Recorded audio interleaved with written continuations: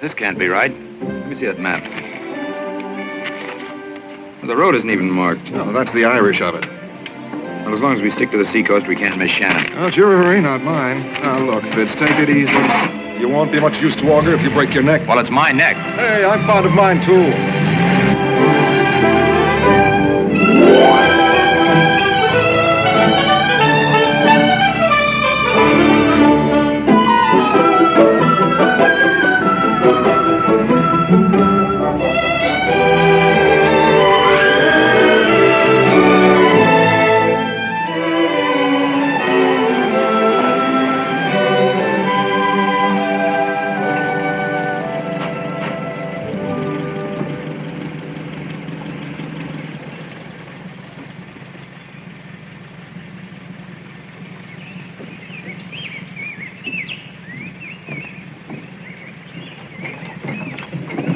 Now, this'll hold us all right.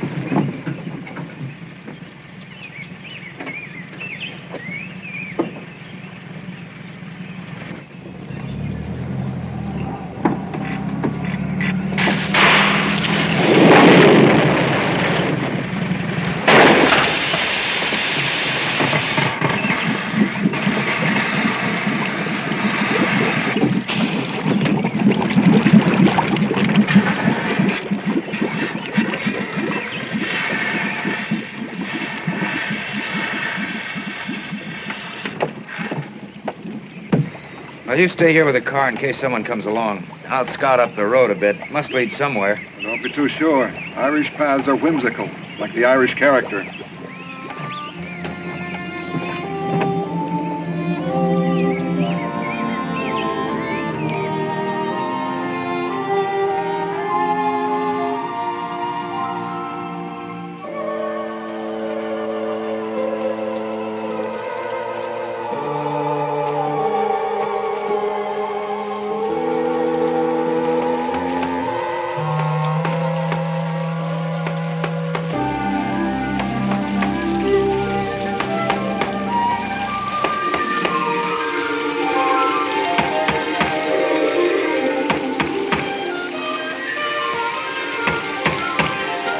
Hey!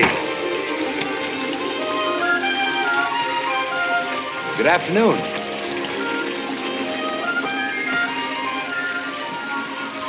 My friend and I were lost. Can you direct me to the nearest town? Oh. Oh, then you didn't come here looking for me. For you? Of course not. I'm looking for a town where I can hire a car. Indeed. What might your name be? Eh? Your name? Fitzgerald. Fitzgerald. Maybe if I knew why you were needing a car. Look, if you don't mind, I'm in a terrible hurry. Hurry. It's a strange word, hurry. Why would you be in a hurry? There's a very important man waiting for me in New York, and he's not the kind that you keep waiting. Important?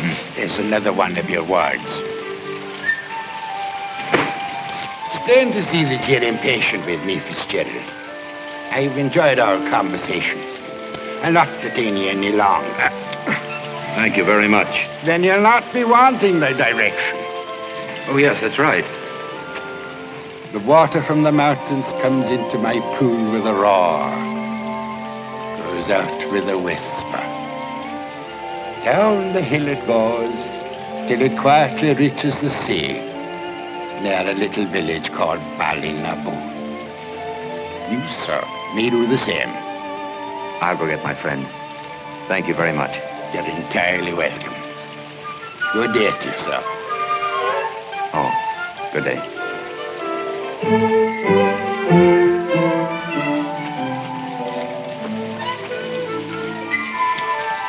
Oh, is there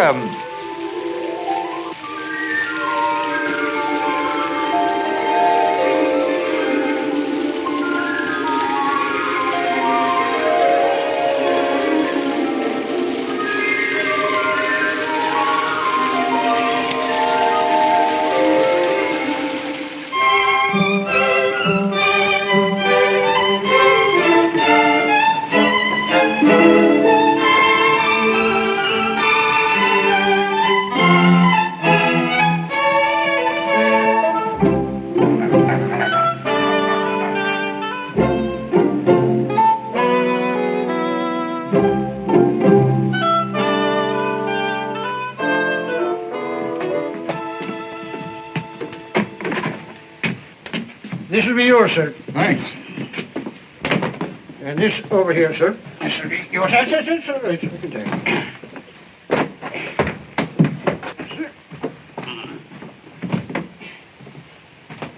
Perhaps the landlady will know some way out of here. I'm beginning to think the whole thing's a conspiracy. Never should have listened to that old lunatic up by the waterfall. What waterfall is that, sir? The one up the stream a mile or so. The Gentle Burn, it's called. There's no waterfall on it. I suppose we wet our feet in a mirage, huh? Begging your pardon, sir, but I've tramped the length of that burn many and many's the time when I a young lad. And there's no waterfall on it. I guess that old fellow must be a friend of yours. What old fella? The old shoemaker with the green coat and the brass buttons.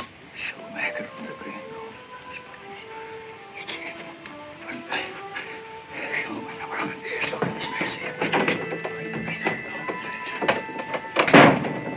Is everybody balmy in this country? You saw that waterfall, didn't you? Oh, you told me he was up there. Oh, yes, that's right. We hit the stream below it. Wonder what's wrong with our friend. Oh, he probably thinks you saw Pixie. They're quite common in Ireland. Yeah, well, I'll be glad to get back to New York where things make sense. Because people like your new boss have taken all the agreeable nonsense out of life. I'm beginning to think you don't like Mr. Auger. I don't. Don't like his type. I don't like him personally. And above all, I don't like what he does to good newspaper men who go to work for him. I'm going to take a bath. Sure. In a fine tub. But for they forgot to put in the water pipes. And there's not a plumber this side of Limerick town. Don't take it so hard. I like the Irish. Yes, well, you can have all of them, including myself. I wish I could still have your Fitz. But I just haven't got the price to compete with Auger.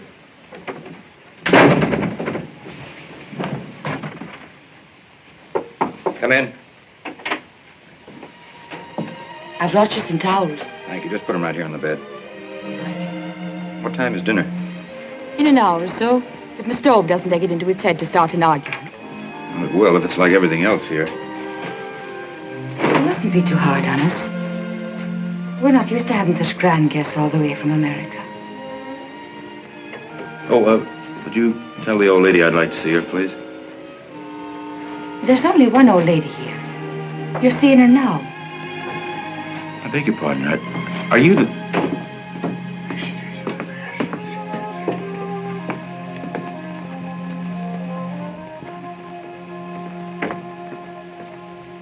Oh, Mrs.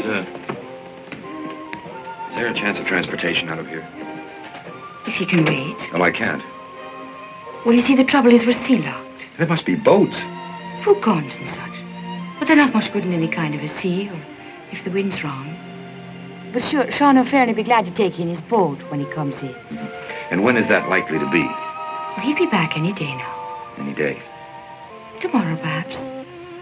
By the end of the week, surely. I hope you'll be comfortable, sir. Oh, that was a good stew, Fitz. It's all right. If you like lamb stew. I do. Well, why don't you pour one for yourself? Oh, no. Just wouldn't like it. She says a long glass means a short life. Oh, that's a lot of bunk, isn't it? Why, when I was a cub reporter back in Tennessee, I once interviewed a man on his 110th birthday. He swore it was the result of drinking a pint of corn liquor every morning before breakfast. You tell me that. That's the truth. You know, you'd do me a great favor if you'd mention that to herself sometime. I'd be delighted anytime. 110 years. 110. I'll take a glass of whiskey with you, as you insist. And as you're guests of the house. Well, sit down. We want to ask you something. It's about this waterfall. And the old man Mr. Fitzgerald had words with. There's no waterfall on the Gentle Burn. And it was no mortal man himself had words with. Mm-hmm. Who was it, then? Oh, I mind well who it was. Oh, well, who? Don't keep it to yourself, man. It was him. The leprechaun of the Gentle Burn. Oh, None other. come now. You don't believe in those old superstitions? I believe what my father knew, and his father before him. It was a great opportunity you had, and the saints forgive you for not taking advantage of it. 110 years of age, you say. What should I have done? Seized him, and made him give you the pot of gold. What else? I wish I'd thought of that. Has anyone else ever done that around here? Mrs. Daly's own father, Mr. William, and lived to curse the day. Oh, why should he curse the day? He forgot to spit on the gold. A handful of pebbles was all he had for his trouble, and bad luck for the rest of his life. Well, that's the rule, is it? You have to spit on the gold. So any little babby could tell you that. You'd better be careful who you talk to, Fitz. Oh, he'd best have that when you hear the end of it. I was here one night. Miss Nora was away at school. I was alone with Mr. William, and he here with a drink raging in him. Well, he started to curse every leprechaun that ever cobbled a shoe. And he took the bottle, and he threw it into the fireplace. And he stood up, swaying on his 2 feet. "Teddy," he says, "I'll have it out with them devils if it's the last thing I do." And with that, out through the door, before I could raise a hand to stop him. I heard the name, gentlemen, just as he heard it.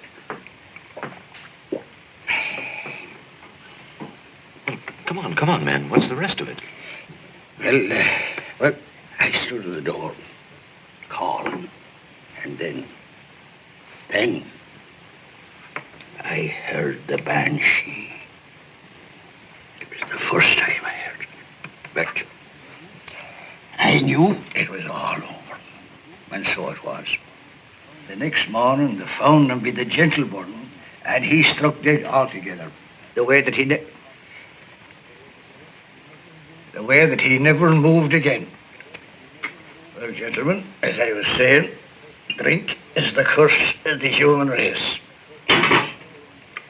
Oh, you know that. Well, I think it's past me bedtime, gentlemen, so I'll say good night, kids. One and all.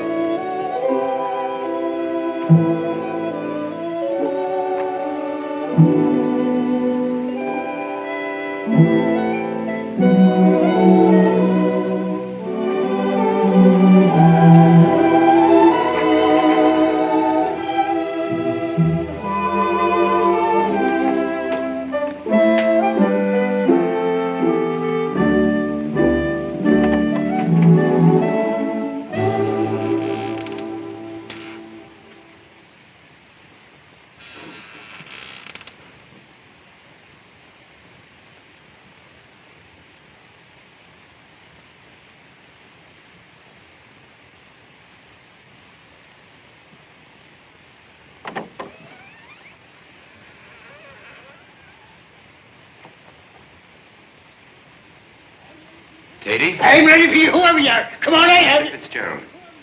Oh, Mr. Fitz, you give me a start, sir.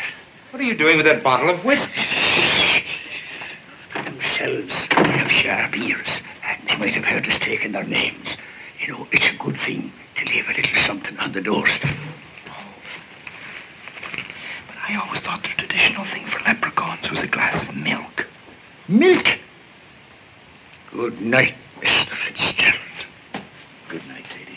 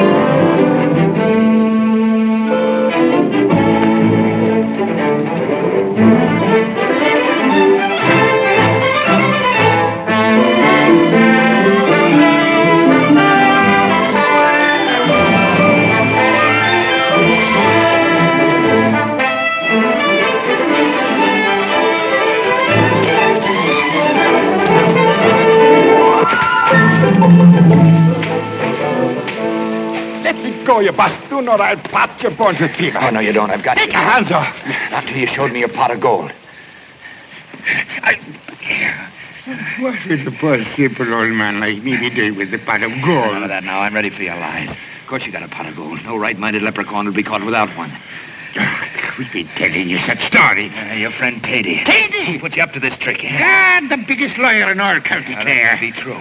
But we're going to play this game according to the rules. Come on now. Where's the gold? The gold. Oh, not so fast, my friend. Let me go, Yarmador. Come on, the gold. Where is it? I'm telling you, I have no gold. Where is it? I mean business. Where is it? Yes, where is it? Why don't you take a little look under the waterfall yonder? Oh, no, you don't. Oh, no, you don't. I've been warned of your tricks. Where is it?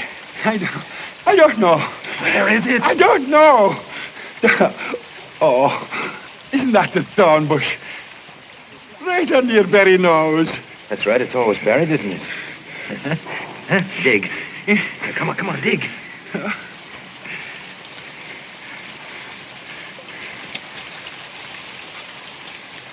Hurry up, man. 'Tis a cruel, wicked thing you're making me do.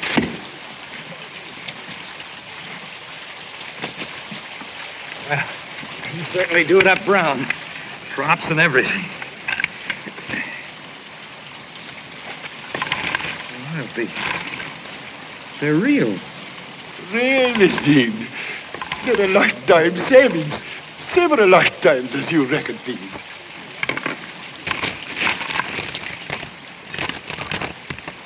They are real. I don't know who you are or what sort of a game you're trying to play. Did you steal these? I never stole anything in my life, except what was rightly mine. Well, that's one thing we have in common. Here. Take this back.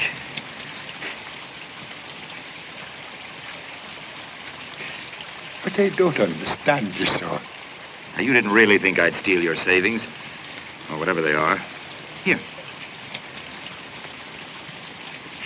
You wouldn't be playing tricks on a poor old man, would you? No, I'll leave the tricks to you.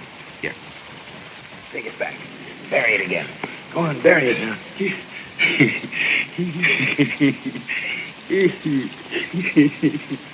You give it back to me. You give it back. Listen, I'll never forget you for this. You earned my undying gratitude. Here, take this little bit of a keepsake to remind you of our meeting. No, Take it. Take it. Thank you. No thanks are necessary. It is I that am thanking you from the bottom of my heart. All the luck in the world to you. Mr. Stephen Fitzgerald, you have a way of twisting things in the most perplexing manner. It is I that am saying all the luck in the world. You. So, sir, goodbye. And good luck to you. Oh.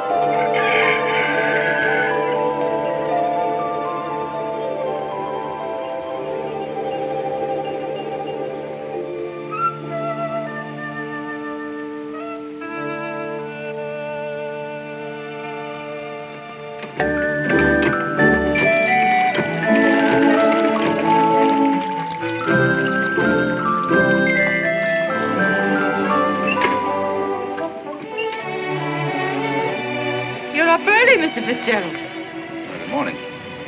I couldn't sleep very well. Oh, I hope it wasn't the bed. No, I think I just had one drink too many last night. Kept having dreams. Good ones, I hope. Strange ones, anyway. Perhaps it was Tatey's wild stories. It might have been the old man who gave me the advice up by the waterfall. What waterfall is that?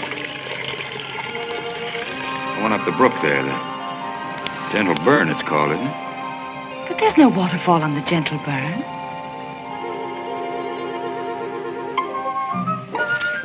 Come on.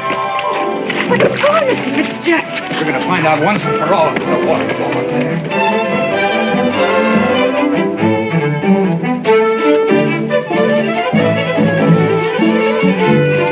Now listen.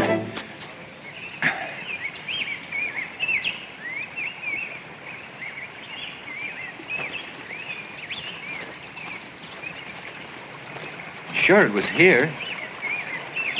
Hey! Who are you calling? Well, he's a rather peculiar friend of mine. But you must know him. He's about the,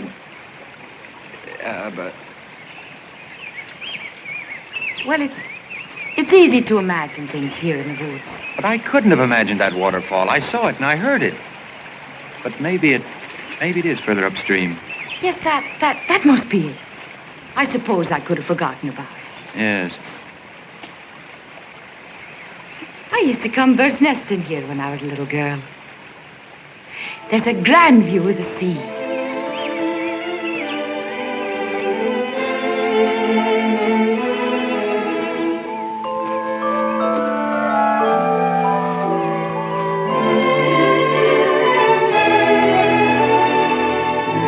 I wish that boat would come.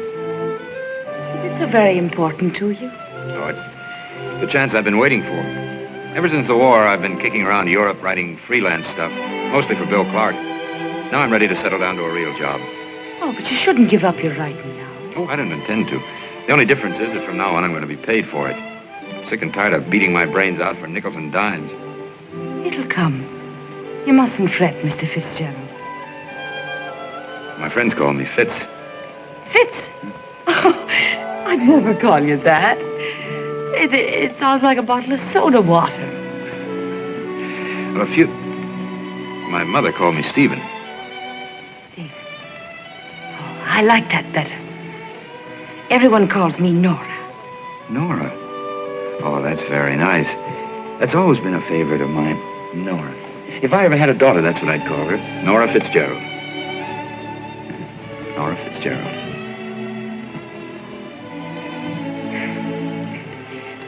You're not married, Stephen? No, I'm too fond of my freedom for that.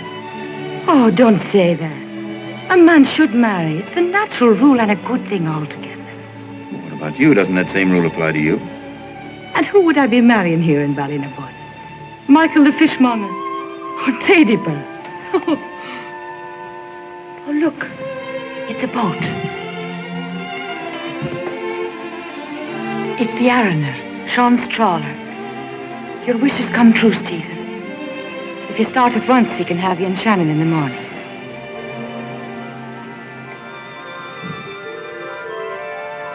What's wrong? You ever seen anything like this?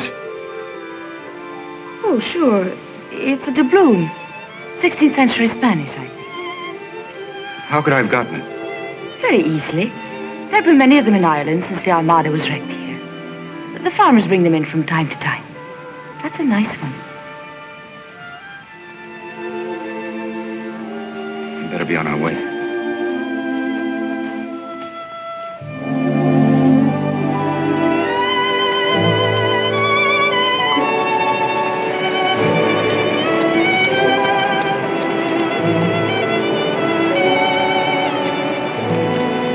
Keep in touch with me, fella.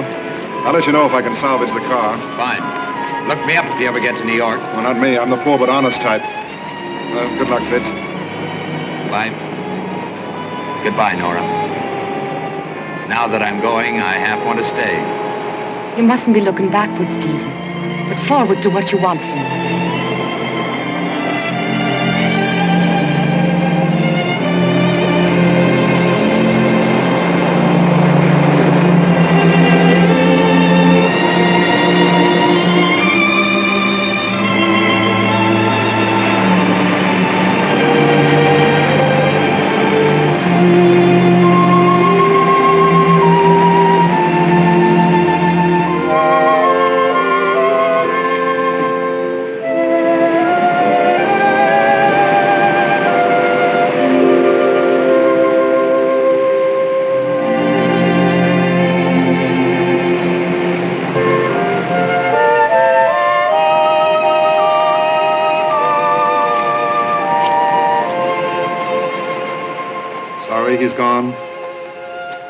He's a wonderful man, Mr. Clark. It all depends on what you call wonderful.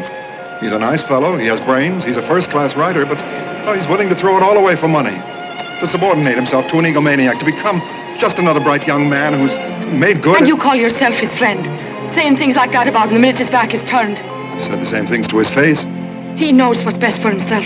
Don't waste your fine Irish temper, my dear. It isn't worth it.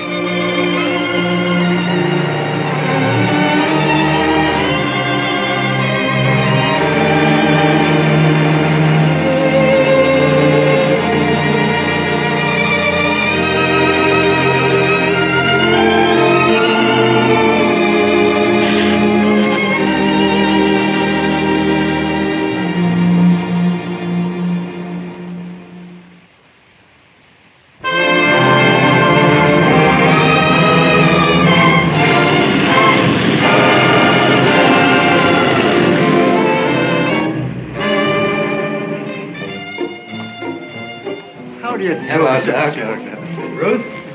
Oh, Mr. Fitzgerald. Mr. Auger in? I haven't seen you in a long time. Is he in? Yes. Mr. Fitzgerald to see Mr. Auger. Go right in. Mr. Fitzgerald? Yes. Please sit down. Mr. Auger said he will see you in a few minutes. You mean he said keep the so-and-so waiting 10 minutes and then show him in? Yes. No. Tell him I'll be back in a couple of Mr. minutes. Fitzgerald, please. Please, Mr. Fitzgerald. I'll tell you. Mr. Auger, Mr. Fitzgerald won't wait. He's on his way out. Let him come in. Please come in, Mr. Fitzgerald. See, you kept me waiting for 48 hours. Gosh, it's good to see you. See you. Come in, make yourself at home. You know each other? Yeah, hello, Higginbottom. Higginbotham. Hey, you've had the place done over, haven't you? Yeah, it's my daughter's idea. Cost a fortune. Sit down. I want to talk to you. I haven't seen you in years. You know, didn't you have something to do this afternoon? Oh, yes. Do it.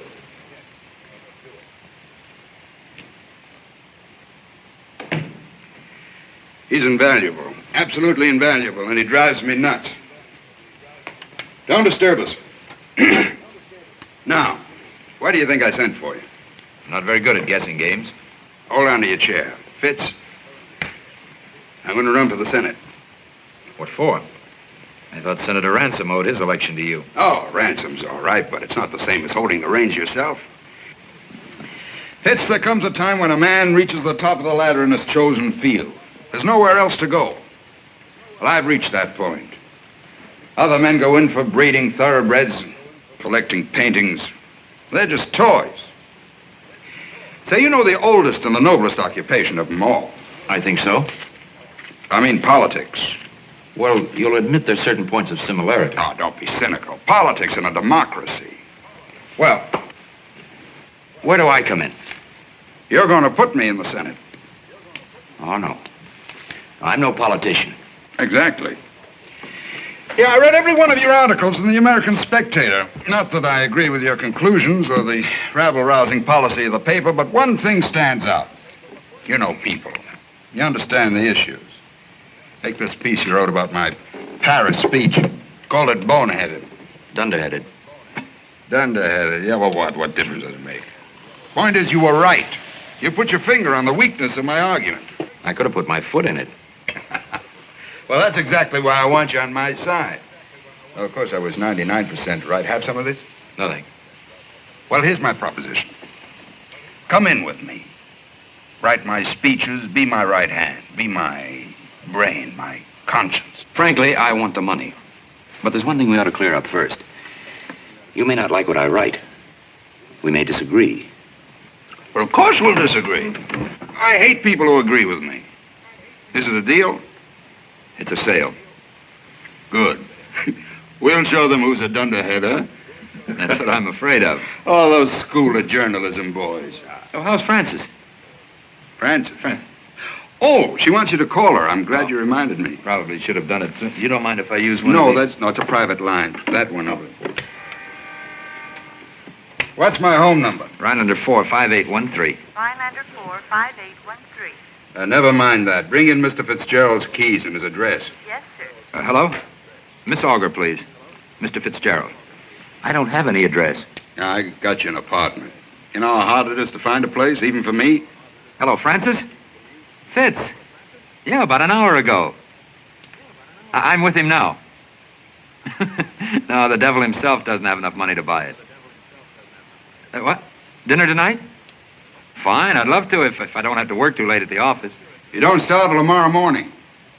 All right, I'll tell him. Fine, I'll pick you up. Good. Okay, bye-bye. She says I can't work too late. Takes after a mother. Here are your keys. Here's the address, Mr. Fitzgerald. Thank you.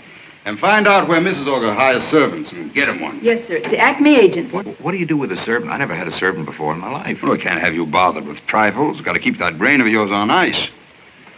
We're going to do big things together, my boy. Yes.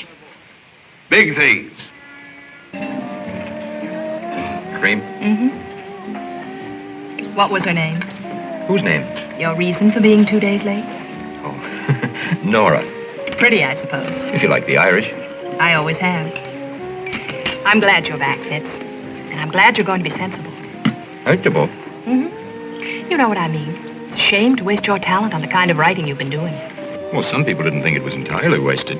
Oh, but it was, as far as you yourself were concerned. Maybe you're right at that. I only started being sensible today, and already I have a big salary and an apartment. See? Yeah, I see. I've missed you, Fitz.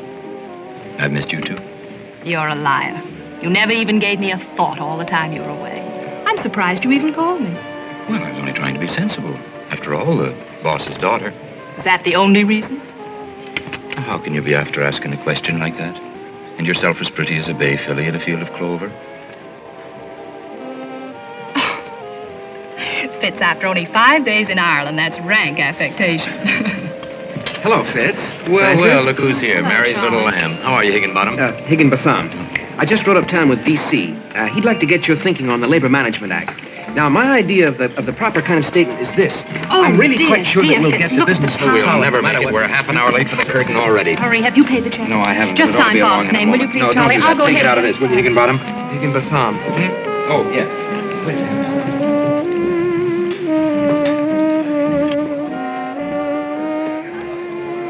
We were a little rude, weren't we? Yes, we were, but I want Father and all his stooges to understand that their jurisdiction does not extend beyond office hours. Here you are, sir. Thank you. Thank you. Come on, you needn't smile quite so cordially when you tip hat check girls. Gives them ideas. Well, she gave me a couple. Oh. Taxi, sir? Yes, please. Well, where are we going? Home. Oh, but it's so early. Listen, I got no sleep on that plane. It's me for that modernistic little nightmare that your father picked out for me. Just what do you mean, nightmare? Oh, wait till you see it. And I'll tell you, there was a painting over the fireplace. You don't mean to tell me that you had something... Yes, darling, I do, but that's all right. Don't apologize. It's nothing to me that I slaved for 3 whole days to make a nice place for you. What did you do with the painting? It's in the bathtub. The bathtub. What else? Well, I just rearranged a few things. There was a table by the fire that I moved around on the other side. And then there was a lady and gentleman Yes, standing well, on we'll the just go mantelpiece. right up there and rearrange them back again. The table and chair, the lady and No, I gentleman. don't think you need to do 16 that. place, Really, you please. don't. And I'm quite yes, tired. we do. Really, we do. You heard her, brother.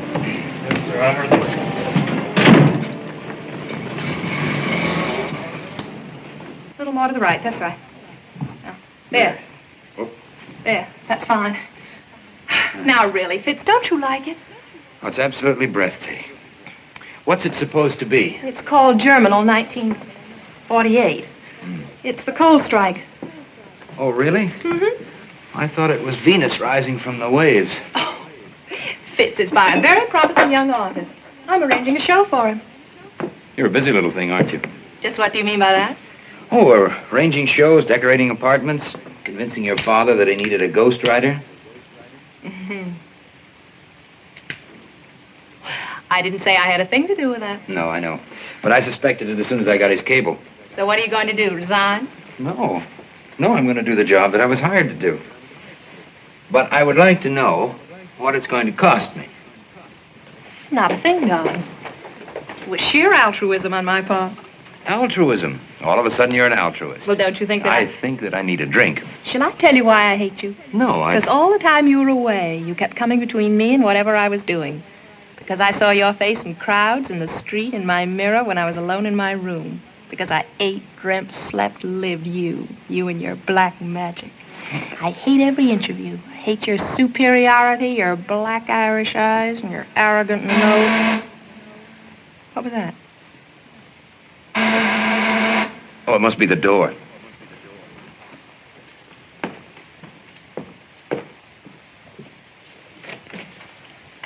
Oh, yes? I'm from the Acme Employment Agency, sir. Oh, there. Okay, come in, come in. Yes, sir.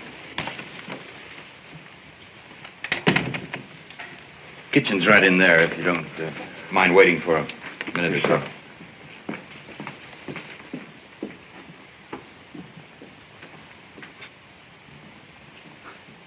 Fine time of night to be sending people over.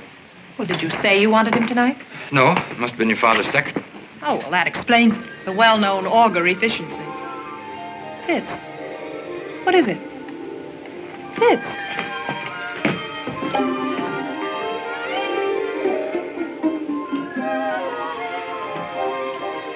Haven't I seen you someplace before? I wouldn't rightly know, sir. It depends on where you've been. I've been to a great many places, including Ireland. Indeed, sir. Where'd you come from? The Acme Employment Agency, sir. Before that? The last place, sir. Where was that? Oh, there were no complaints, sir. No complaints at all. I take great pride in my work and joy in my service.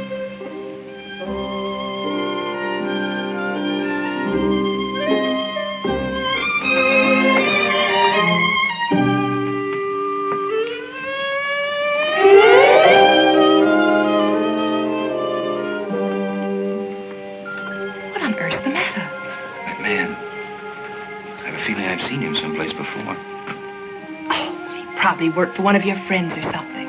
You know, these servants get around. Yes, I guess that must be it. I'm gonna have that drink. Good. I bought your favorite brand of scotch. Here. Well, I'll find it for you. It's right down here. There it is. You think of everything, don't you? Mm-hmm. Bourbon, too? Bourbon, too. 2 cases in the kitchen. What else? This.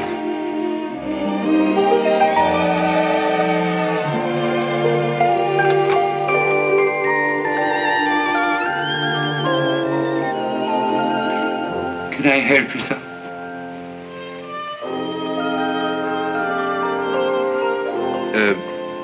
Yes. Mix us a drink. Drink? Yes, sir. Right away.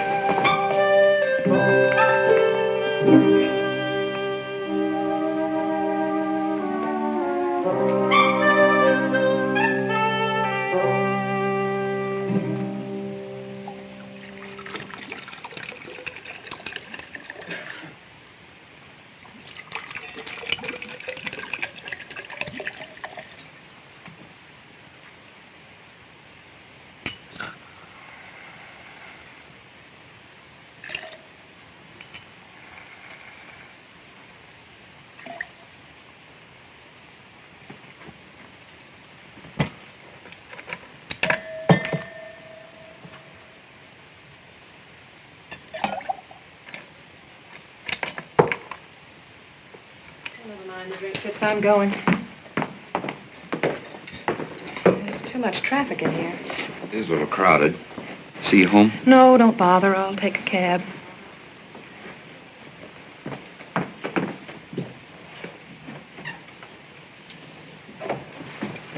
I'm sorry about that man of mine. Oh, everyone's having servant problems these days.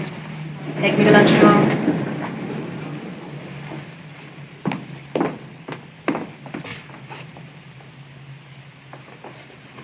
Stop by your office tomorrow. Fine. Good night.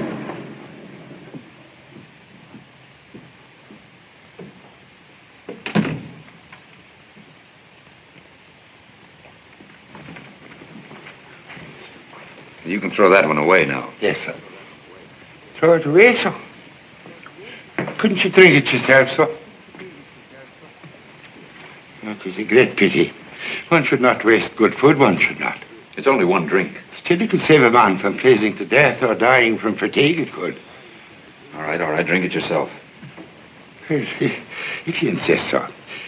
With good health, sir. Sit down. Yes, sir.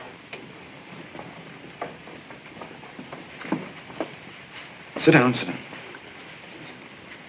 The agency sent you, hmm? Yes, sir. What can you do? Oh, anything you have a mind for me to do, sir. I can cook, clean, take care of your clothes, anything at all, at all. What would one call you? Well, you might call me Horace. I've always had a fancy to be called Horace. Horace. If that's your name, we'll call you Horace. Thank you, sir. What about your salary? Oh, that's all been taken care of, sir. Oh, Mr. Auger's office.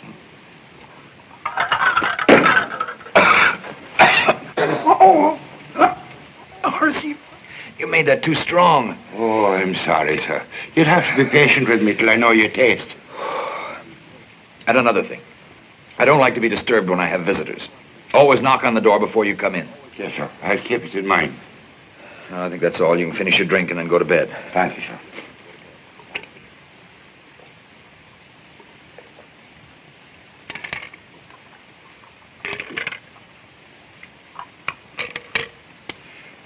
That's too strong for you, hmm? I throw it away.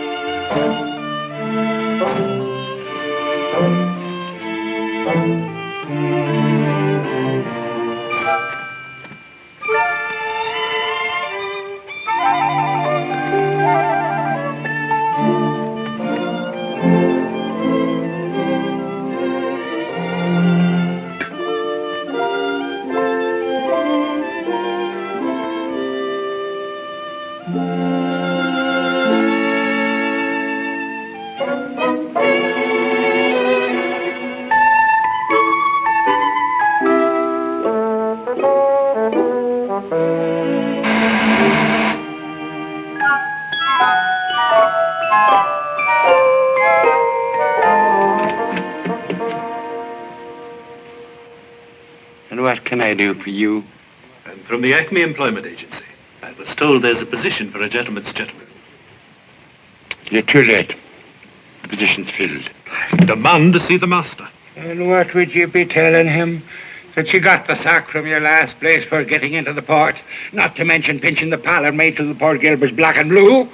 Away with you, Amador, or you'll feel the back of my hand. Good morning, sir. Good morning, Horace. Who was that? Oh, nobody at all, at all. Just make yourself comfortable. I'll have your breakfast here before you can say Michael McGillicuddy.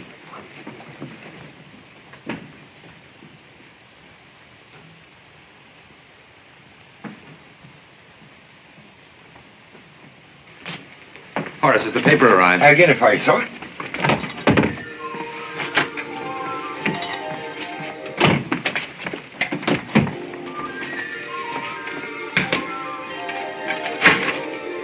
Horace. What are we doing with all this milk? What milk, sir? The milk. I thought you might have a cat. Now, Horace. Oh, there's your paper, sir. Look here, Horace. Yeah, I'll go on with it. I'll answer that. Sorry to disturb you, Mr. Fitzgerald. Was your milk delivered this morning? Yes. 2 homogenized, 1 coffee cream, and a pound of butter? Yes, I guess so. Why do you ask? Well, everybody else missed their deliveries. I don't get it. I left it on every doorstep as per schedule. Thanks, Mr. Fitzgerald. Every day I leave milk on door.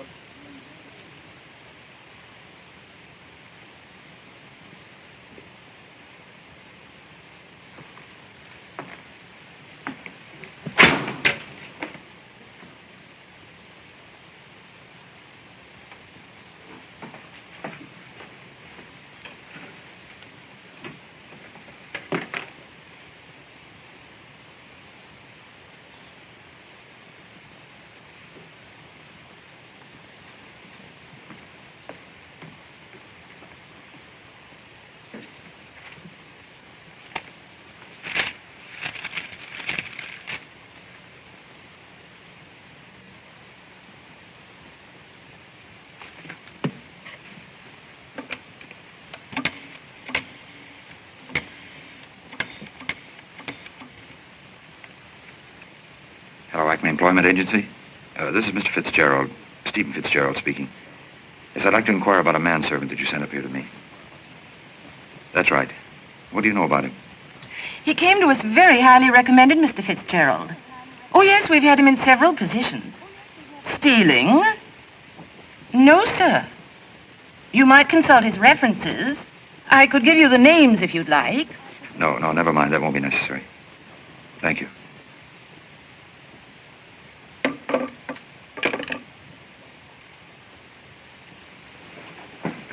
You stole that milk, didn't you? Why would I be doing such a thing, sir? I can think of one explanation. It would mean I'd be losing my mind. Have you ever seen this before? I'm a poor man, sir. Answer yes or no. I've never seen it before in all my life, sir. Well, there's one thing certain. You can't stay here. You're too disturbing. I'll give you a month's salary, but you'll have to leave. Leia, sir? Yes, right now.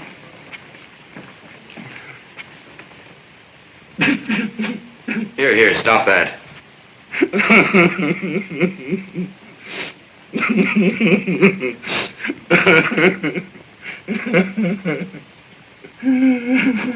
I said stop it, Horace. I can't have it, sir.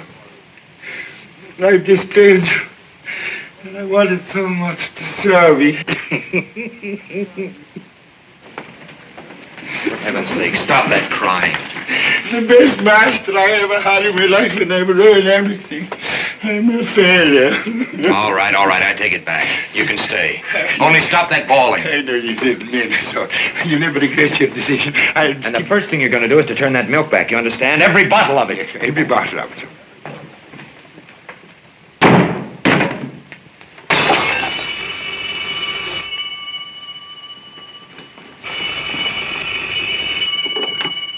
Hello? This is the Acme Employment Agency. Is this Mr. Fitzgerald? It is? You don't say. Well, I've changed my mind. You may consider the matter closed.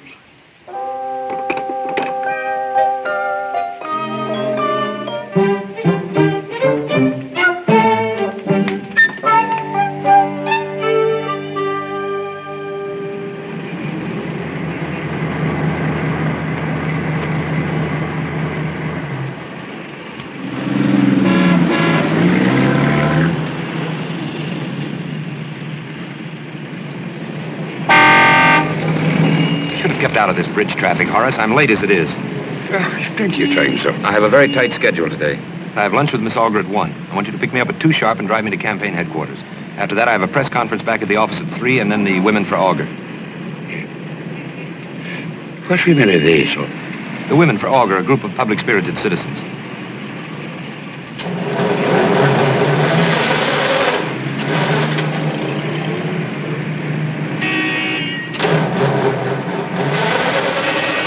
Matter? Slight indisposition of the machine, sir. Nothing more. You!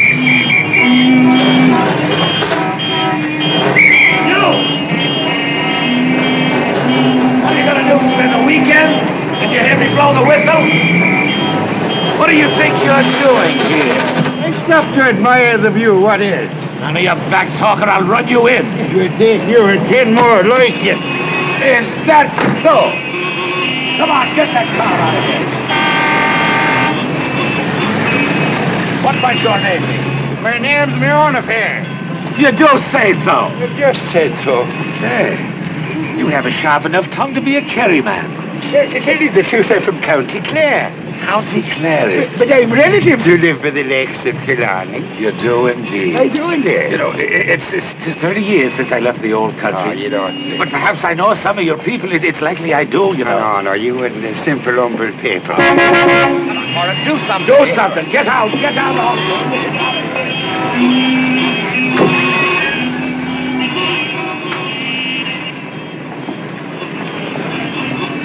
I can't wait around any longer, Horace. I'm going to have to take a taxi. May I suggest that you take the subway, sir? What you lose in dignity, you'll gain in time saved. Oh, very well. Put this thing back together and pick me up at the restaurant at 2 sharp. Yes, sir. I hope you enjoy your lunch, sir.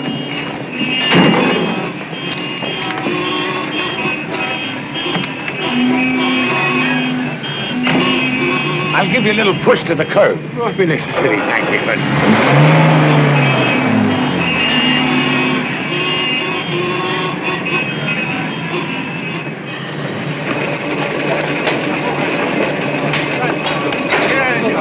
Lots of room for everybody. Move right in. Come on, step lively. Step lively, please.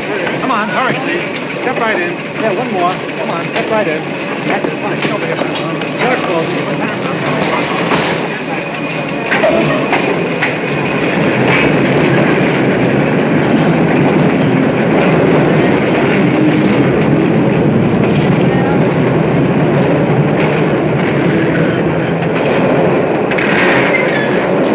I'm terribly sorry. You know how it is with the rush hour. It's just terrible here because the car goes around a turn. It's all right, you know, pardon me. Let me brush your hat. No, that's all right. I have it. I'm terribly sorry. It's all right. It's all right. And such a beautiful hat, too. Thank you very much. It was really beautiful.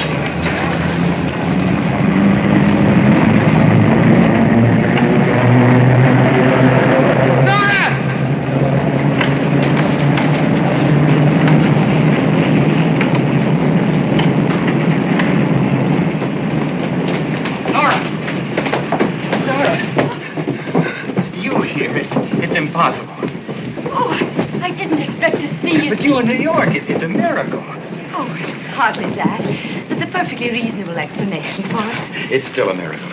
A succession of miracles.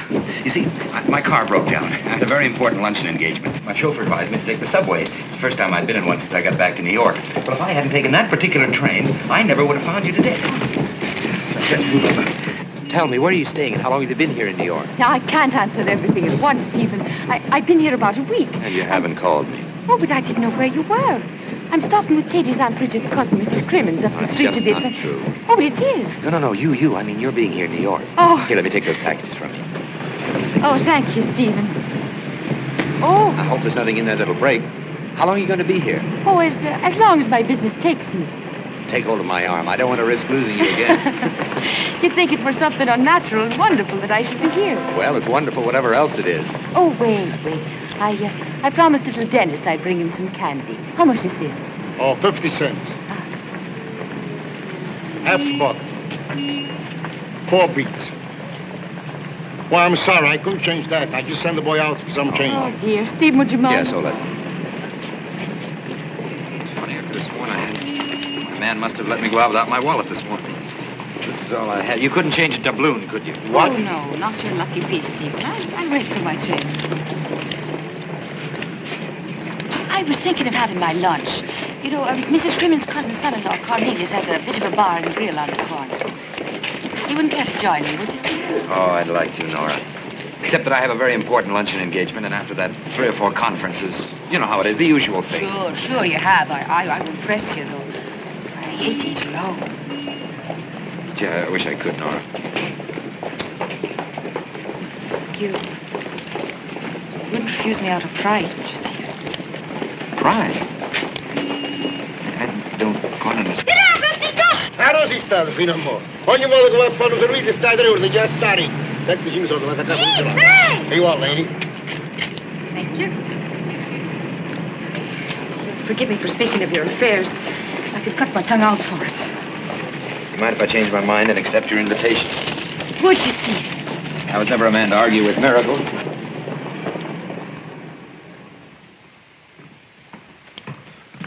Good, Excellent. Oh, no more for me, thank you. Oh, No. now, Stephen, you had hardly any at all. Tis we want so an Irish stew, sir. And that light, it wouldn't distress a canary. Well, just a very little bit. Oh, a little bit.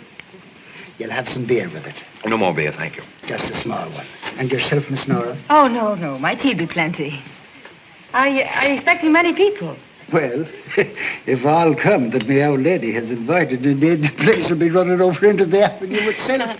Cornelius' daughter's getting married Friday. The celebration's to be Congratulations. here. Thank you, sir. If you care to attend yourself, sir, I'd like I'd to, be but very my happy. time's pretty well taken up right now. Well, if you change your mind, you're entirely welcome. The more, the merrier. Thank you. Cornelius, I'll take the check.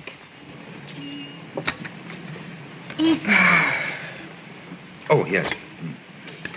Now, you still haven't told me why you're here. Oh, well, it's very simple. Teddy's Uncle Peter died here in New York and left him a bit of money. That's Mr. Cremont, No, his Driscoll uncle from Galway. The one that married the youngest Brady girl while his father had the farm next to Sweeney's. Oh, that one. As you see, Mr. Driscoll had 4 sisters, and the eldest was married to Francis Corrigan, that had a public house in Limerick with his brother Seamus. Well, that failed for drinking with the customers, so my father took Teddy on as a lad to help with the horses. And then he came to America. Corrigan. No, Uncle Driscoll is, I'm telling you. You see, his favorite sister was Kathleen. That's Teddy's mother. And when young Paddy went to sea in 1920, he changed his will, leaving everything to Teddy. He never cared much for Rory or that little witch of Orion girl he married. There was some trouble with the O'Sheas, of course. Of course. They thinking that their mother, being the eldest, was entitled to a share. But Martin O'Shea had done well in marriage with the O'Dooleys from up Knocknashiga. And it was only a bit of an inheritance, a few shillings a month. So there was no trouble to persuade them not to make any complications. That made everything very simple. Oh, well, it would have been. But for Uncle Driscoll being a bit hazy in his notions and thinking that Teddy was a girl. So he left his money to his beloved niece. Can you imagine? I can't think what confused him. Well, anyway, someone had to come to straighten things out. And Teddy wouldn't budge. He mistrusted the sea and refused flat out to set foot on the Atlantic. He said, I'd rather die a poor man but to try one. So that's why I'm here. I'm very glad you made it plain to me. And I'm very glad you're here. Oh, Stephen, I never thought I'd see you. When I knew I was coming, I wrote that nice Mr. Clark in London for your address. But he didn't answer. He's probably on the continent. He did tell me one thing, though, before he left, that any time, whatever might happen, he'd be glad to have you back with him. Did he say that? If it's a question of passage money, I'm sure he'd advance it. Oh, a bit more than nice, too. Oh, no, really, I couldn't. But you had very little before. But I... Oh, come on now. A drop of this will do you good. Make you strong as a horse. All right, Cornelius, do your duty. And another potato. Another potato.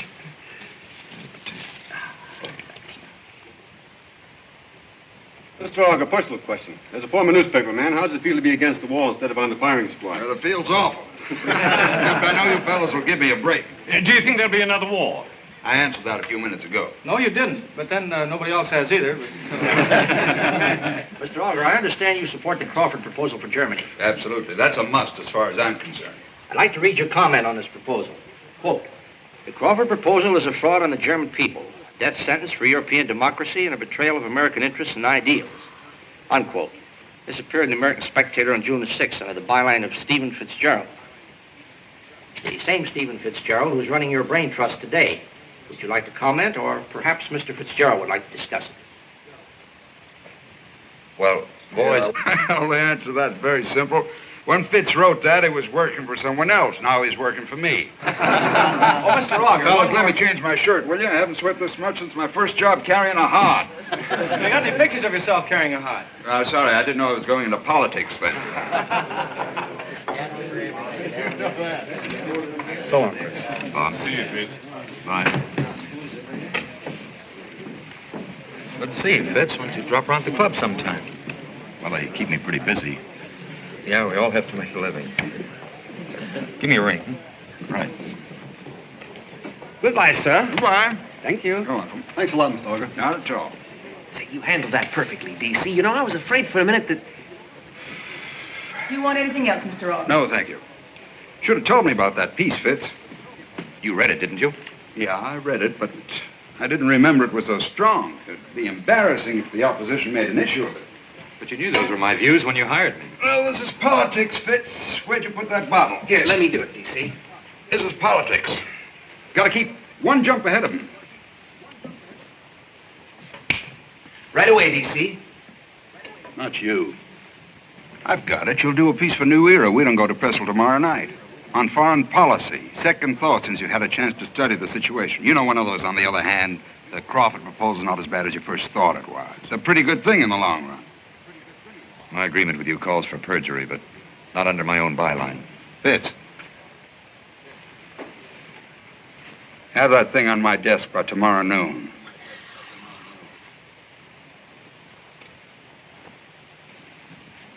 Here you are, DC.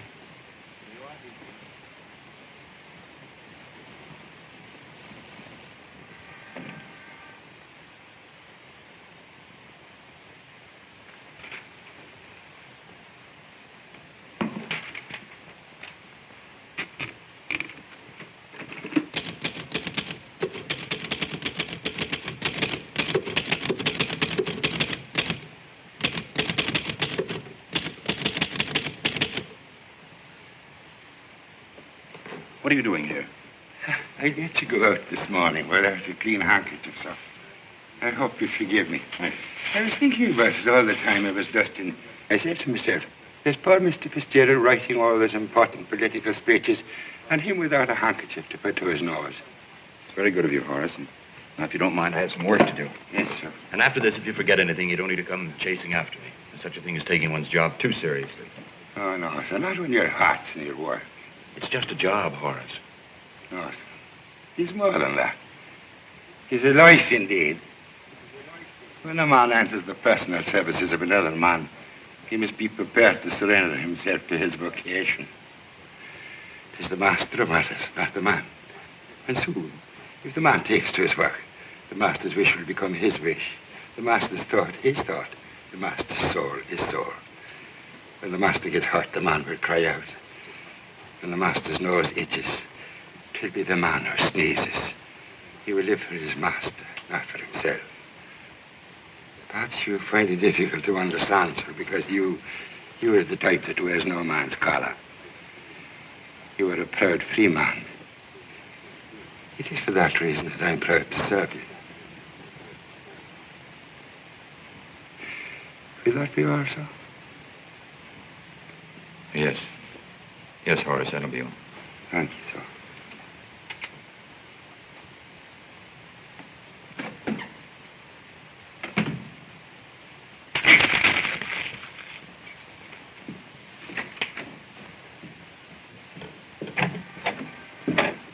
Mr. Fitzgerald. Where's Mr. Auger? He's gone out, sir. When'll he be back? I don't expect him back this afternoon. Where can I reach him? I don't know, Mr. Fitzgerald. But if it's important, I know he'll be home for dinner tonight. He's expecting some guests.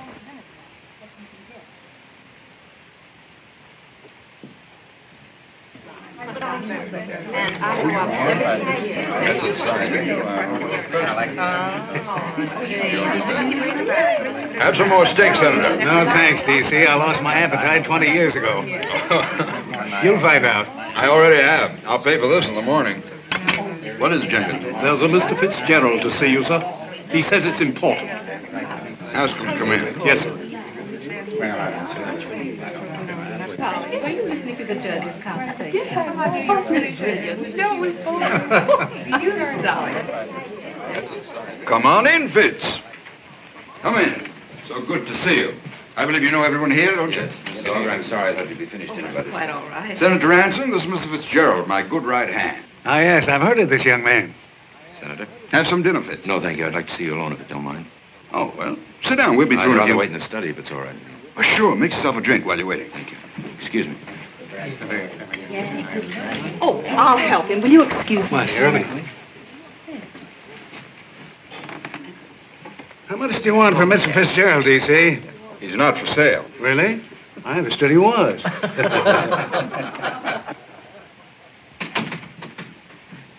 Well, I hear Father's been his usual sweet, tactless self again.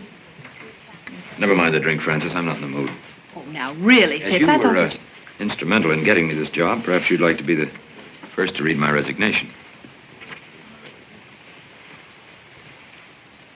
I hope you know what you're resigning from. I think your father made that quite clear this afternoon. I guess I shouldn't tell you this because it's still supposed to be a secret, but I happen to know what he has in mind for you. Well, he hasn't let me in on the secret yet. If he wins the election, he's going to have to find someone to run the publishing house. Naturally, he'd prefer to promote somebody in his own organization. Somebody who understands the auger way of doing things. Go on. Of course, it would have to be somebody he can trust. Or manage. What about Higginbottom? Oh, no, Fitz, this isn't a job for a yes man. It's for a man who has the intelligence to recognize his big chance. Patience to wait for it, and the resolution to seize it. Father's a bit of a fool to go into politics. He has more power right now than a dozen senators. The man who sits in his office will inherit that power. Not if he's still running things by remote control. He won't be. I'll see to that. You? How? Leave that to me. D.C. Auger will be perfectly happy making speeches in Washington. Stephen Fitzgerald makes history here in New York.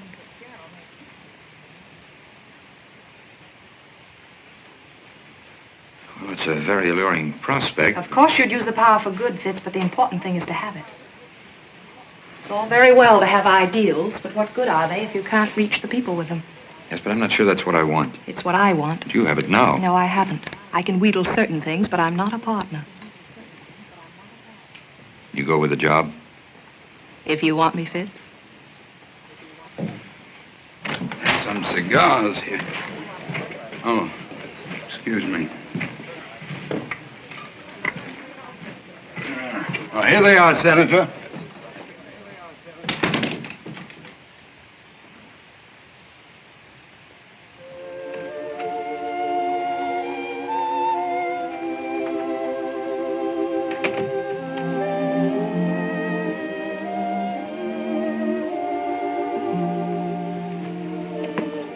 You needn't wait it up for me, Horace.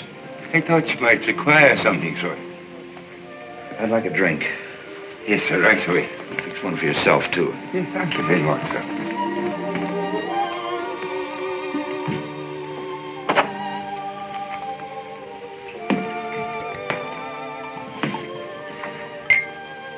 I'd like you to drink my health, Horace. I'm going to be married. Aye, indeed, sir. Would it be the tall lady, sir? Oh, Miss Auger, yes. You're a fortunate man. She'll make a fine mother for your children.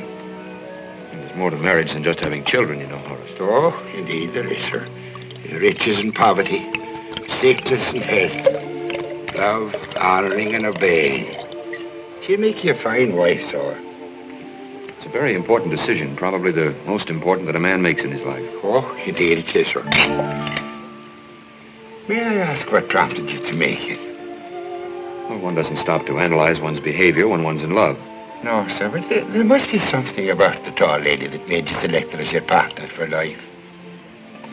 Well, she's beautiful, for one thing. She is indeed, sir. With a man's courage and a man's brains. Yeah. Is there anything wrong with a woman's courage and a woman's brains?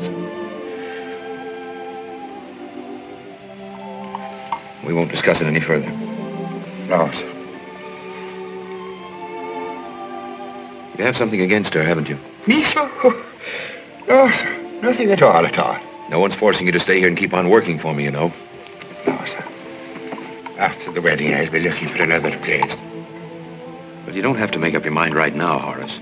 You'll have no further need for me after that, sir. Will that be all, sir? Yes, that'll be all. Good night, Horace. Good night to yourself, sir.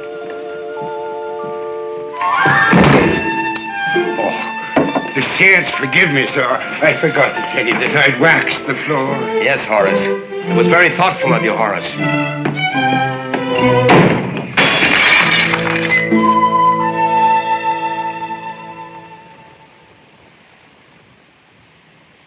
This is good, Fitz. It's great. I like this ad-lib finish. I think it's just perfect for the journalist club. Sort of one newspaper man to another. How would it be if I put my hands in my pockets? You know, sort of informal, homespun. Now, I wouldn't get too homespun. You're liable to unravel. Yeah, you mustn't overdo it. But this speech can be one of the most important in the campaign if we don't make any mistakes. You're certainly right there, D.C. Of course I'm right. Don't you have anything to do this afternoon? No, I'm all finished for the day. Finish for the day.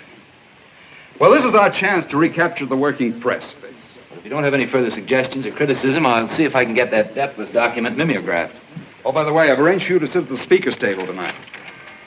I wasn't planning to attend. I'll change your plans. My agreement with you doesn't cover the way I spend my evenings. In this case, it does. Take it easy, Fitz. If these were normal conditions, I wouldn't insist, but you're a member of this journalist club. What'll your friends say if you don't show up? Assuming that I have any friends left. You're oversensitive. There aren't 50 newspaper men in this town who entirely agree with their paper's policy. Our relationship's a little different, isn't it? Well, sure, but this is politics, Fitz. Politics makes strange bedfellows. I know. I haven't been sleeping very well lately. Well, if I'm not complaining, why should you? Consider what Lincoln had to put up with. Here, have some of this. Thank you.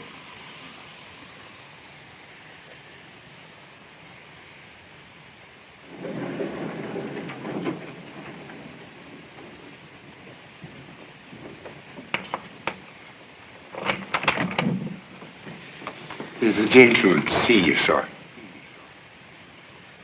Well, Bill, you old son of a gun. Fitz. How are you? Gosh, it's good to see you. What brought you? Sit down. Thanks. Can I fix you a drink? No, it's a little early in the day. How about a cigarette? Huh? You, Oh, I keep forgetting. You gave him up. Well, tell me, what brought you to New York? The Spectator is calling in all its foreign bureau chiefs, you know, consultation. You live here, Fitz? Yeah. I see. Oh, I'm not responsible for the decoration. A friend of mine did those. But I'll be giving the place up soon anyhow. Sure, I understand, Fitz. Pretty expensive keeping a man, eh? Huh? Oh, I don't pay him. Oh? No, Auger. Auger does it. Auger. You're still working for Auger? Well, of course. Look, fella, you don't have to put it on with me. Say, what did you do? Tell him where to head in? Sure, then he passed the word round, I know. You've been drinking or something? Fitz, I have return plane reservations for Monday. I've got some for you, too. You're going to Italy for us. Bill, Why, it's a break for me, whatever happened. Norris Cable arrived just as I was leaving for the airport in London. Norris Cable? Sure, she's a girl in a million. What did she say? I got it right here. I wired Bronson and got his okay to sign you. I had no idea. No idea she'd do anything like this. Like what? Well, she got it into her head that I was broke. I should have told her the truth. The truth? Yes, I'm still working for Auger, Bill. You? Yeah, of course. Oh, I should have known it was too good to be true. Can I explain that to Nora? No, I should have done it before this, but, you know, I've been busy. Well, you'd better make it good. I'll be on my way. Let's get together before you go back, Bill. Well, I'll see you tonight. I'm going to hear your boss. Oh, don't waste your time. Why not? I hear he makes a good speech. Yeah, that's yours. Oh, where can I reach you, Bill? The Nelson. So long, Fitz. Bye.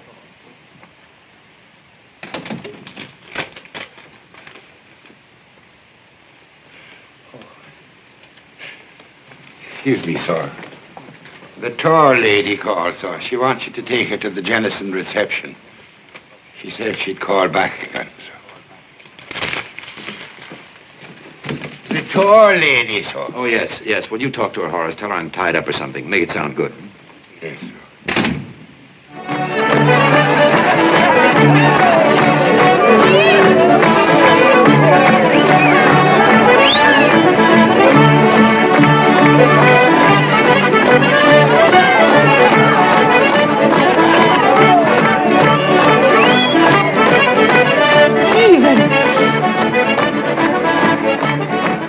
Stephen, you came after all. Yes, Bill. Clark came to see me.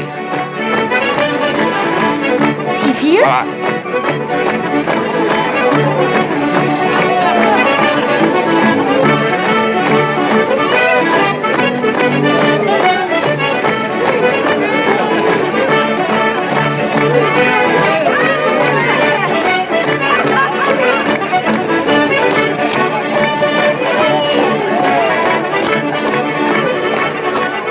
Now, you say that Billy's here? Yes, Bill's here. He came to see me in my apartment, and he offered me a job. Oh, I'm so glad. When will you be coming back? Now, listen, Nora, What's the matter with you? This is the second time. Why don't you...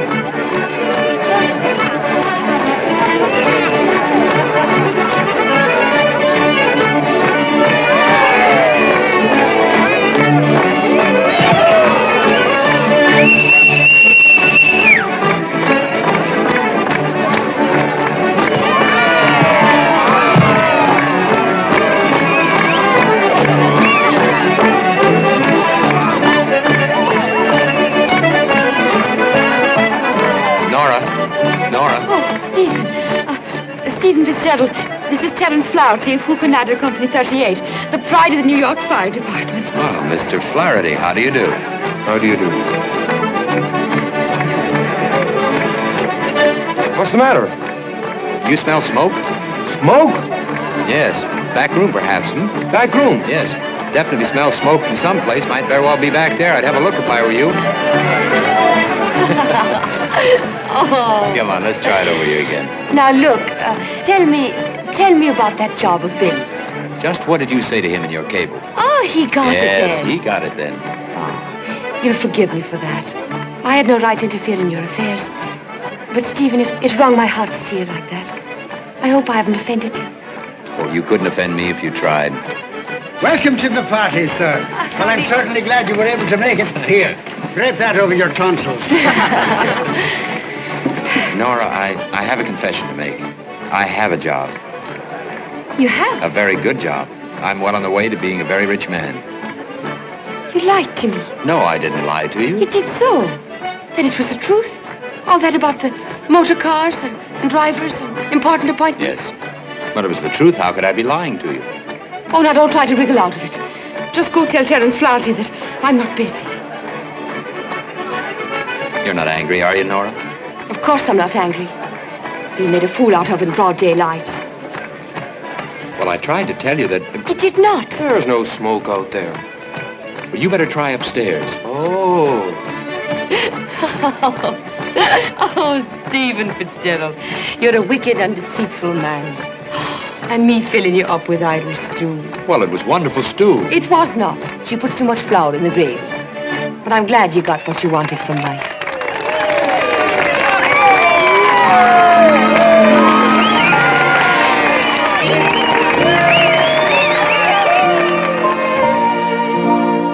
The pale moon was rising above the green mountain. The sun was declining beneath the blue sea. As I strayed with my love to the pure crystal fountain that stands in the beautiful vale of Tralee. She was lovely and fair as the rose of the summer, yet was not her beauty. Ah, it's a lovely song. You won't be going back home soon. Oh, I have my passage on the steamer tomorrow. But you've only been here a week. But my business is done with. There's no reason to stay. But, you know, there's so many things that I wanted to talk to you about. That made me love her. Do you still smell smoke, Mr. Fitzgerald? Why, Terence Flaherty. Certainly, don't you?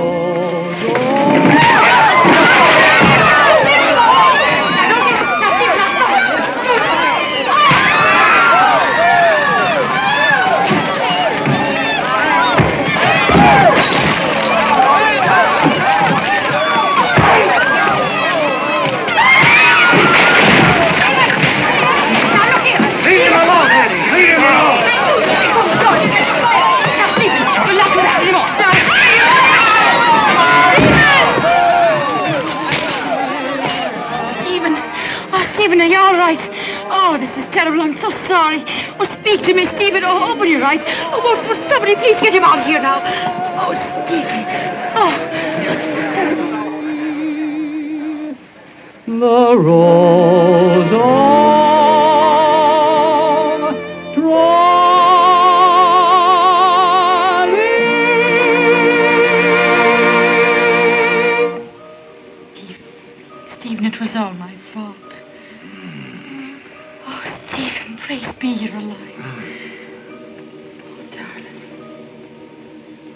nice friends you have. Don't be saying anything against that.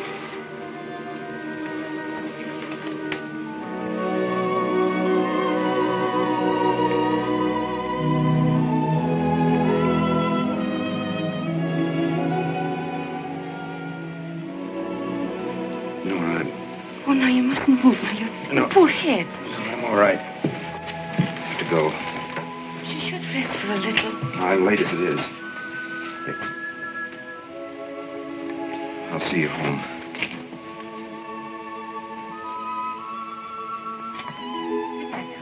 Good night, child. God keep step with you.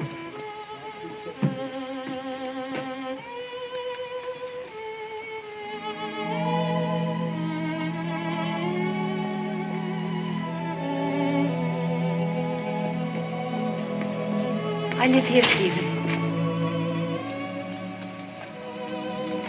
Goodbye, Nora. Goodbye. Why, I was hoping you'd see me off on the steamer tomorrow. I'd like to, but I'm going to the country for the weekend with my fiancée. I'm being married in a month.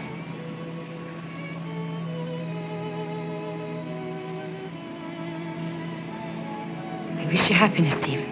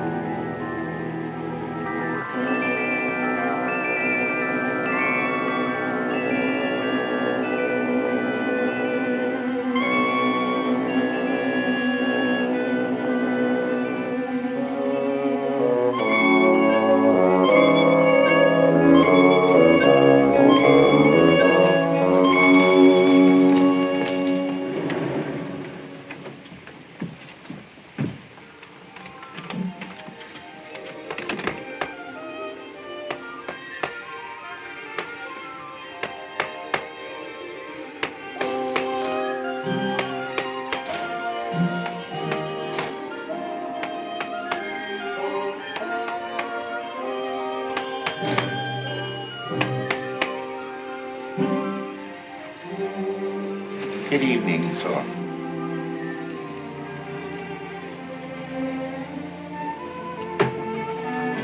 Perhaps you can explain this to me. It's a beautiful old pebble, sir. Half an hour ago, that was a coin from your pot of gold. What sort of wild talk is that? You know very well what sort of talk that is. May I ask what's on your mind, Horace? The truth, Horace. I want the truth. Keep your distance, Fitzgerald.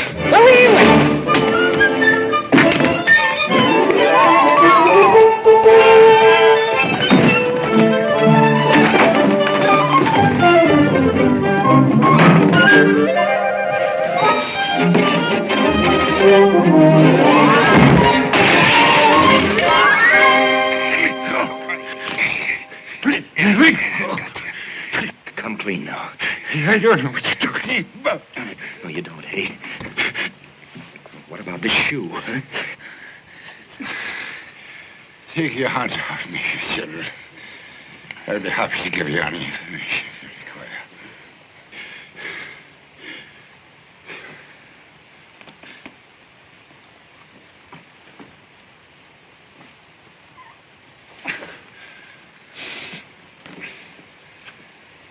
You are the leprechaun, aren't you? And I'm crazy. I've been crazy ever since that first night in Ireland. I'll answer your questions in turn. I am. But you see, I am. Now, the term perhaps is not quite the best usage. As to your mental condition, it's true you're a bit on the weak-minded side, but you're as sane as you'll ever be. Aren't you a little large for a leprechaun? That's a page of my family history we won't go into if you don't mind. I'm not parched from all the exercise you've given me. Do you mind if I have a drink? Do you mind? So?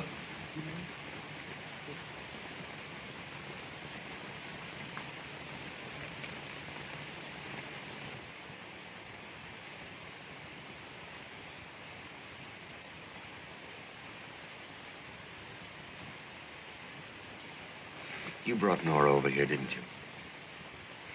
No. You brought her here yourself, Fitzgerald. Long ago. In your mind. A physical presence alters nothing. What are you trying to do? Ruin my life? Let us discuss the matter calmly, Fitzgerald. You must believe me when I tell you that I was prompted by the noblest of motives, simple gratitude and affection for yourself. It was for that reason that I left my native waterfall to come here and dwell in your cold, inhospitable city. And I don't mind telling you, I'm a little bit homesick. My nose itches for the smell of peat and my eyes watered for the sight of a blackthorn in bloom. It's sad indeed that I've been unable to complete my mission. That I must leave you and fail you. But I didn't ask you to come. To be sure you didn't. But then, you don't always wait for an invitation to follow the brave music of a distant drum. You see, I had learned to like you. Still, I suppose, to be philosophical, there would be other centuries to come. And other young men with a nose for treasure.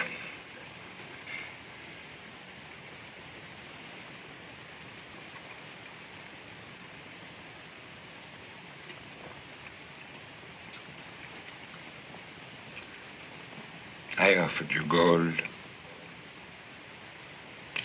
It is not my fault that you prefer a pebble.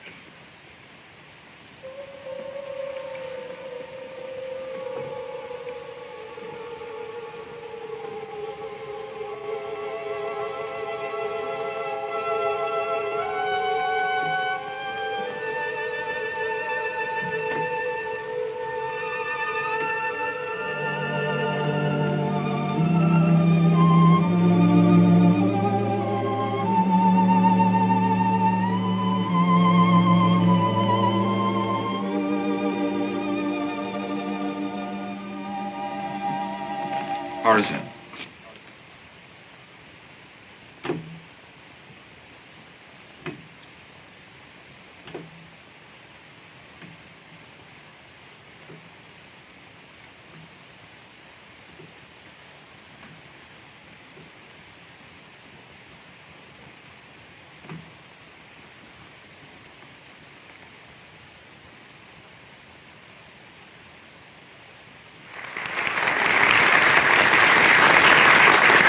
Well, I've tried to give you as sincerely as I can my view of the issues of the campaign. Not that I expect you all to agree with me. Frankly, I'd be a little worried if you did. As long as a good, healthy disagreement is the essence of a free press. Well, I hope you won't be too hard on me. Remember, I used to be an honest newspaperman myself. Off the record, I wish I still were.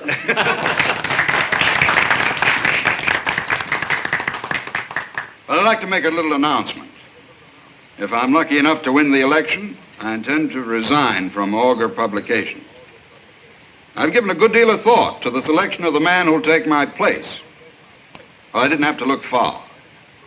For the past couple of months, I've been honored to work with one of the best newspaper men of our time. You all know him as a first-rate reporter and a whale of a good fellow. Steve Fitzgerald.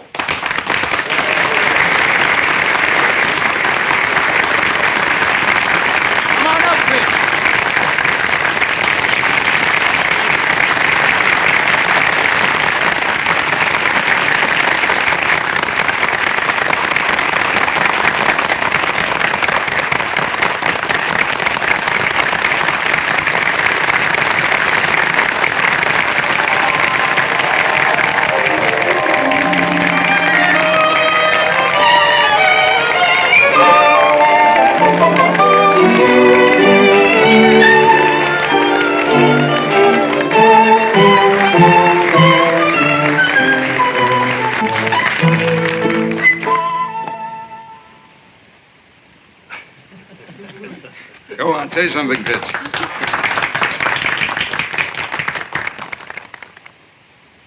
Well, I'm very grateful to Mr. Auger for his It's a very flattering offer, but I can't accept. In the first place, I wasn't cut out for the job. And in the second place, Mr. Auger should have someone in charge of his publications who agrees with him on the issues. Is this on the record, Fitz? Can we quote you? Well, What are your own plans, Fitz? I haven't any. I haven't any except to sit under a waterfall with an old friend of mine.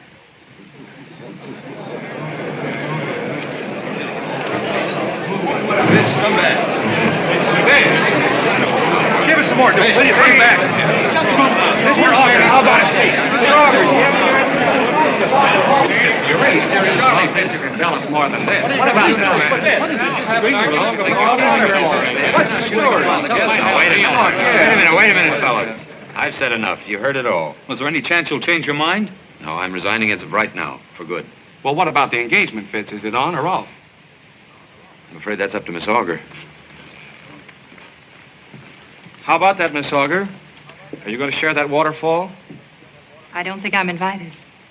But even if I am, as Mr. Fitzgerald would say, I'm afraid I wasn't cut out for the job.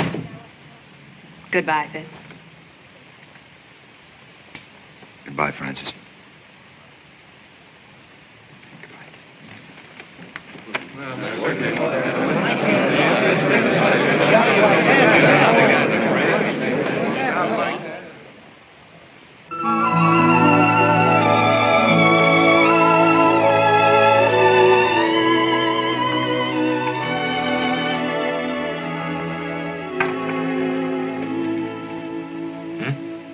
It's well written, Fitz.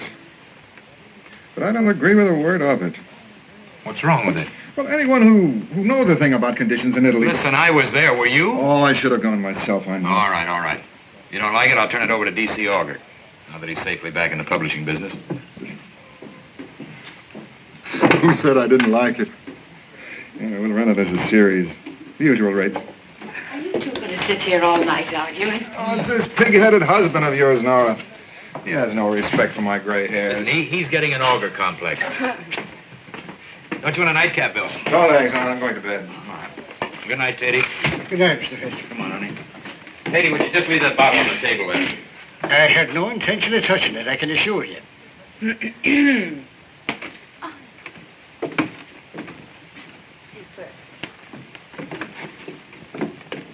Good night, Bill. Good night, Bill. Good night. If you want anything, just sing out. Thanks. I want a wife like Nora. There aren't any. It gets altogether unmanageable. I'll remember that. Bill! Oh.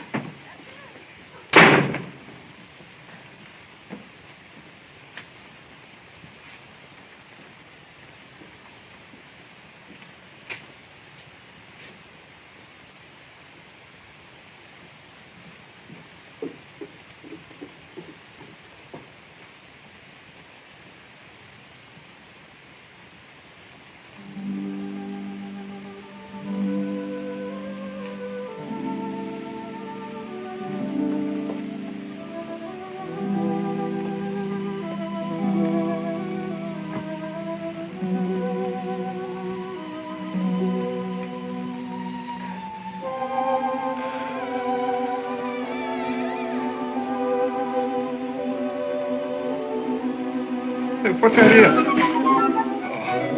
Oh, it's you. What are you doing with the bottle?